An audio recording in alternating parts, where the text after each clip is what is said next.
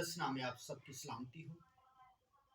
खुदा के जिंदा कलाम में से हमारे लिए आज खुदा का कलाम मुकद्दस लूका की अंजील उसका 8 बाब उसकी 4 आयत से हम पढ़ेंगे कि खुदा ने एक तमसील कही। फिर जब बड़ी भीड़ जमा हुई और हर शहर के लोग इसके पास चले आते थे तो उसने तमसील में कहा कि एक बोने वाला अपना बीज बोने निकला और बोते वक्त कुछ राह के किनारे गिरा और रौंदा गया और हवा के परिंदों ने उसे चुग लिया, और कुछ चट्टान पर गिरा और रुक कर सूख गया इसलिए कि उसको तरी न पहुंची, और कुछ झाड़ियों में गिरा और झाड़ियों ने साथ साथ भरकर उसे दबा लिया, और कुछ अच्छी जमीन में गिरा और रुककर 100 गुना फल लाया। ये कहकर उसने पुकारा, जिसके सुनने के कान हो वो सुन ले। खुदा उनके जिंदा कलाम का पढ़ा, सुना, समझा और कबूल किया जाना हम सब के लिए बाइस से बरकत हो। आमीन, हालेलुया। जी, खुदा यीशु मसीह ने यह तमसील जब भीड़ जमा होगी तो उनसे कही, यानी जिसे कहा जाता है कि एक बोने वाला अपना बीज बोने निकला, यानी बीज खुदा का कलाम है और बोने वाला खुदा का बेटा यीशु मसीह है, यानी खुदा है जो बीज बोता है, यानी कलाम का बीज। देखिए, खुदा ने अपने कलाम का बीज बोया है। जो भी आज ये कलाम जो राह और जिंदगी है, खुदा ने कहा है कि आसमान उसमें तो टल जाएंगे लेकिन मेरे मुंह की बातें हरगिज ना टलेंगी जब तक कि पूरी ना हो जाए। देखिए, बोने वाला खुदा है जो बीज बोता है, और उसने कहा और बोते वक्त कुछ राह के किनारे, यानी राह के किनारे के वो हैं जिन्होंने सुना, फिर अबलीस आकर कलाम को उनके दिल से छीन ले जाता है, यानी चुरा लेता है,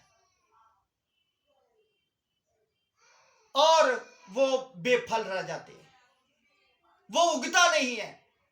यानी खुदा का कलाम जो हमें जिंदगी बख्शता है, हमें ताकत बख्शता है, हमें हिकमत बख्शता है, हमें जिंदगी बख्शता है, सलामती बख्शता है, वो अबलीस हमारे दिल में रहने नहीं देता, जहन में रहने नहीं देता, और हम बेफल रह जाते हैं। और दूसरी बात,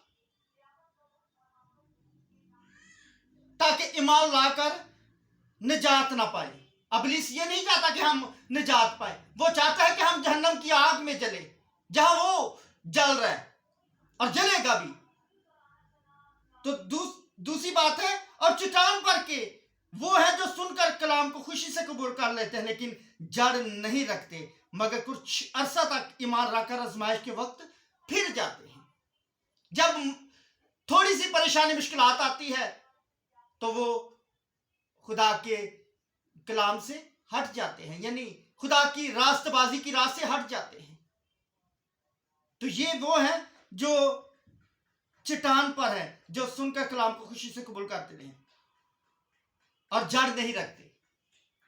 तीसरी बात, और जो झाड़ियों में पड़ा, उससे वो लोग मुराद है जिन्होंने सुना लेकिन होते होते इस जिंदगी की फिक्र और दौलत और ऐश इशरत में फंस जाते हैं और उनका फल पकता नहीं, जो दुनिया की ख्वाहिशात में गुमराह हो जाते हैं और बेफल रह जाते हैं। क्योंकि खुदा ने कहा है, उसके कलाम में लिखा है गलती उसका 5 बाब उसकी 16 आयत में, कि दुनिया की ख्वाहिशात खुदा से दुश्मनी है और खुदा से मोहब्बत दुनिया से अदावत है। और चौथी चीज, कुछ अच्छी जमीन है, मगर अच्छी जमीन के वो है जो कलाम को सुनकर उम्दा और नेक दिल में संभाले रहते हैं और सब्र से फल लाते हैं। ये वो है जो सब्र करते। आज मेरे मसीही बहन भाई सब्र ही तो नहीं करते, क्योंकि खुदा का बंदा ज़बूर नवीस कहता है कि मैं सब्र दे नाल आस रख के यहोवा दी करदा सी इंतजार, ता दोस्त ने मेरे ते तरस खा के सुनी मेरी सारी आवाजारी। आज हम सब्र नहीं करते।